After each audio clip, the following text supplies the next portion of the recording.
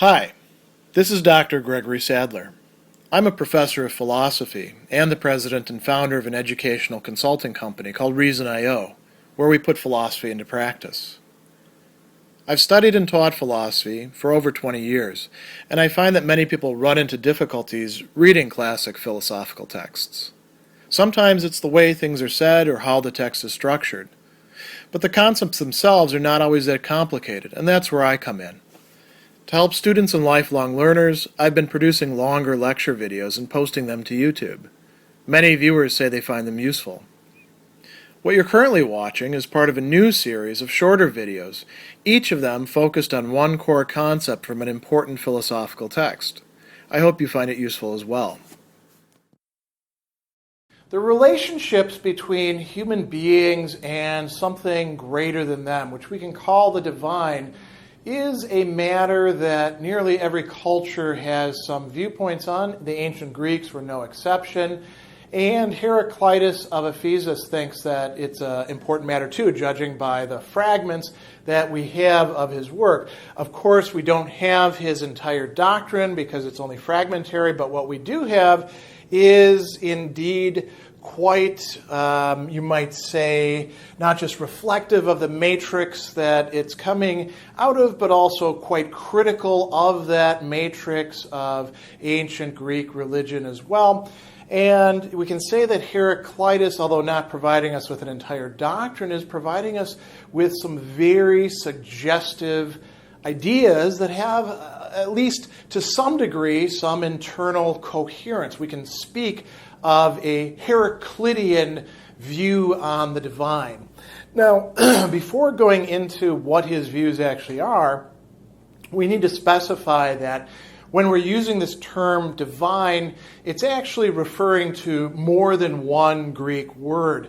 So in the broadest sense, there is the daimon, and we're going to see that pop up in several of the fragments. That includes the gods, but also includes all sorts of other beings as well that are in some respect beyond the human. So tutelary spirits or the spirit of a particular place. You know, if we think about nymphs, in a river area, those could be daimones. And the daimones, later on in Greek ideas, particularly philosophical ideas, end up being sort of go-betweens, the gods, the Olympian deities, and human beings. But it also includes this entire, what's often referred to as the Chthonian realm as well. And Heraclitus doesn't talk that much about that. He also uses the term theos, and theoi in the plural, meaning the gods or God, and he will name one of them, sort of. We'll see why I say sort of in a moment, as Zeus, right? But he also talks about the Lord, the anax at Delphi. Anax is an ancient Greek term that gets translated as Lord, but can also mean something like leader or ruler. And so there's a wide range of things that are falling under the divine. Let's say the things, I don't want to say supernatural because we don't want to import later conceptions of, a pure nature and then something going beyond it. That's not there in Heraclitus. As a matter of fact, the gods help us to understand the nature of things better, as we're going to see, if we follow them or take our guidance from them. So the first thing that I think is useful to start with, and there's quite a few fragments that do talk about the divine and the human, so it's kind of an arbitrary selection where we want to start. The one that I would like to start with is fragment 78, and we're talking about the Diels numbering of the fragments here. And it says, it's often translated as human nature. We'll stick with that for a moment. Human nature lacks good judgments, but the gods have good judgments. So what we see here is a sort of elevation of the gods over human beings.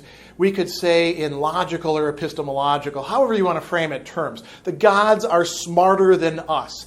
They come to better judgments. They're better informed than us human beings. Now, I did want to say something about this choice of the word nature. We could also say the accustomed way of human beings.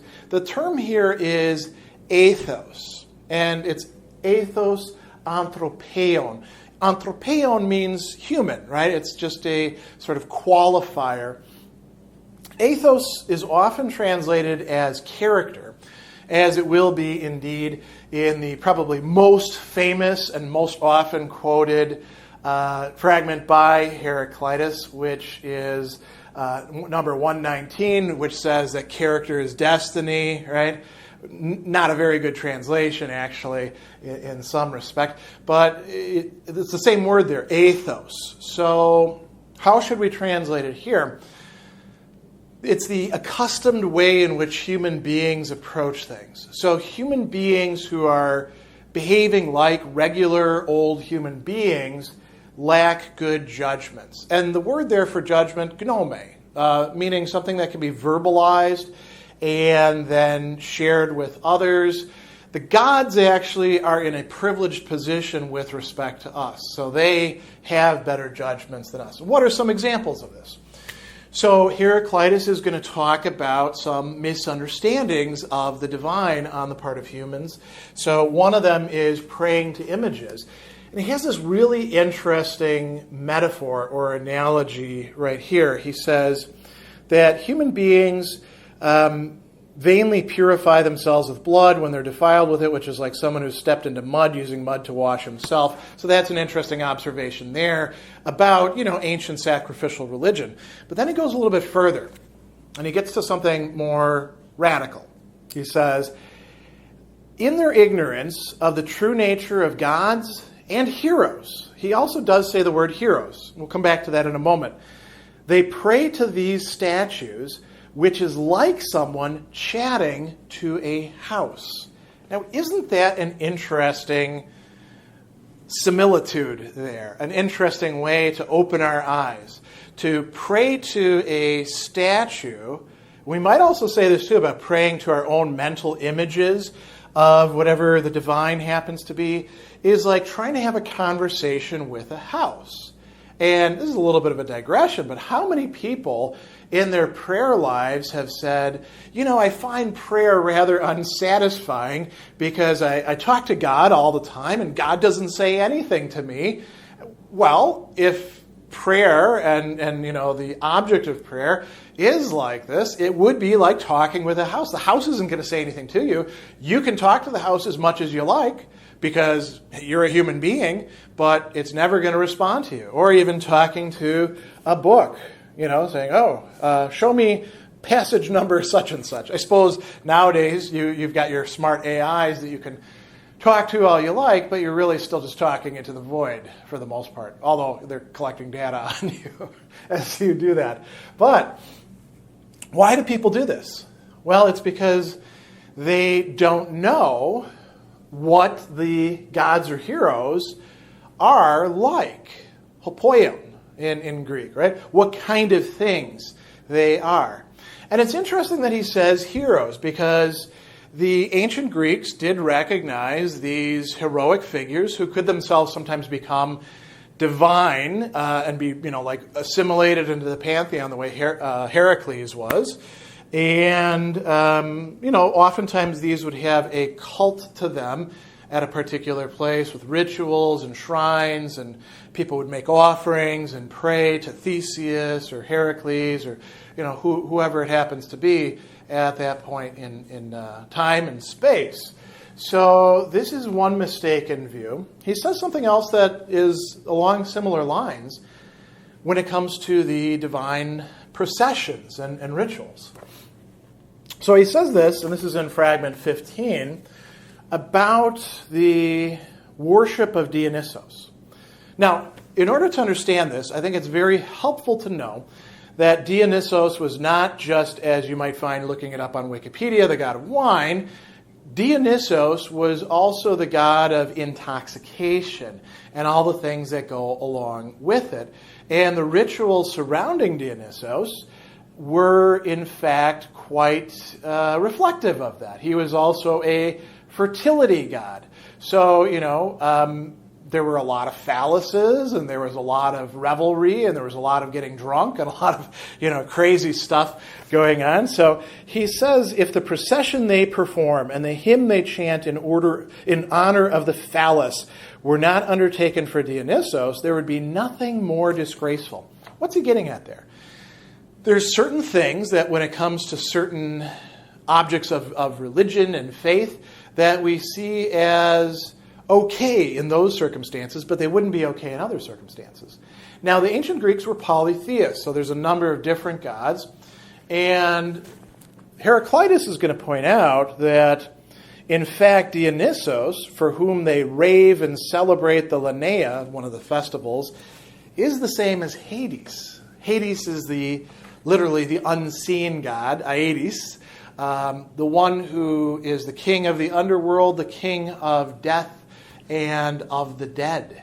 So these are almost at opposite from each other. The vitality of Dionysus versus the austere timelessness and nothing ever happening really of Hades. So Heraclitus is saying these are really the same thing. You're worshiping the same divine being or interacting with the same divine being. And the mistake is thinking that they are different from each other. So if we abandon what we might call all too human ways of understanding the divine, how better can we understand the divine? This is where it starts to get both very murky and very interesting from a speculative perspective, which I think you could say is sort of the hallmark of Heraclitus. So in fragment 36, he talks about an order, a cosmos. That's a term that we use to understand the universe as a whole, but it's good to keep in mind that for Heraclitus, this cosmos includes what we can call cosmological processes. In the fragments that we have the suggestion of a vast cosmic interconnected process which includes transmutation from one element to another, fire being a privileged one. There's all sorts of speculation about exactly what's going on there, and unfortunately we have to guess at it because we don't have his full doctrine. We may someday recover a manuscript of his On Nature, but until then we have to do guesswork. But this order is there. Now here's what he says about it. This is quite interesting, particularly given all that we've said so far about the gods, right? So he says that, here we are, order, cosmos, was not made by God or human. So that order is there, we won't necessarily say before the gods, but the gods didn't create it. There is no transcendent creator God in this viewpoint that he has. Instead, the gods live within this cosmos. So he goes on and he says, this cosmos always was and is and shall be, so we're talking about eternity there, an ever-living fire flaring up in regular measures and dying down in regular measures. So it's very interesting here. It's not just a random process. There is an order to the order itself that we all inhabit. Now, he also tells us something that helps us to expand our conception of God and where the divine fits into this. There's a very suggestive fragment, and it would be nice if we actually had more to go on with this, but it's quite interesting to think about by itself. He says, there is only one wise. And he uses the word hen there, and he uses the word sophos. So, one and wise. And then he tells us that it is willing and not willing to be called by the name of Zeus. Thelein is the Greek verb there for willing. So, choosing, bidding. It in a certain way, it chooses and also chooses not to be called by the name of Zeus, meaning that it could be called in many other ways, or perhaps it chooses not to be called at all, but it is the one wise thing. And then a little bit later on in fragment 67, he is going to say another thing that I think a lot of people have picked up on, that God, theos, which would be, this thing that is willing to be called Zeus, he tells us that it's a set of opposites. It is day and night, winter and summer, war and peace, fullness and hunger. And then he goes on and he says, he changes like fire, which when mixed with spices or incenses is named according to the savor or odor of each. So there's this idea that God in a certain way not only is these opposites or encompasses these opposites, God pervades the cosmic process. God pervades what we encounter as these individuated categories and think to be sort of opposites of each other, which means that God is in some respect beyond opposition and encompasses oppositions that we are used to. Now, there is one other passage that I thought is very important to bring up here, and this gives us a little bit of paradox. He tells us that the role of war or fighting or strife, polemos, is that, among other things, it reveals gods and humans, and reveals them in what way? It says, war is the father of all and king of all. Some he reveals as gods, others as humans. Some he makes slaves, others free. So conflict, strife, reveals what things are in relation to each other and perhaps to themselves and to the rest of the world, including the astute observer that would be somebody like Heraclitus, taking his cues from the divine. So what does that mean, though? Does that mean that God is created by war? We just saw that in this other passage, God is both war and peace. But here he says, in the plural, gods. He doesn't say God as such, right? So that's one way of understanding it. Maybe there's think about Heracles, right? If it wasn't for the conflicts that Heracles got in his 10 labors, he wouldn't have been able to be Heracles. This is a commonplace in ancient philosophy. But that's well worth thinking about, that war plays a central role in this somehow. There's another discussion that's quite important. He talks about humans as essentially being children in relation to the divine. And here the word divine, in some translations it's supernatural, is not theos, it's actually daimon. And he's laying out an analogy there. The human being is like a child that's understood by a human being is clearly lacking some of the capacities of the fully developed human being. The God or the divine, the daimon, is like that in relation to the human.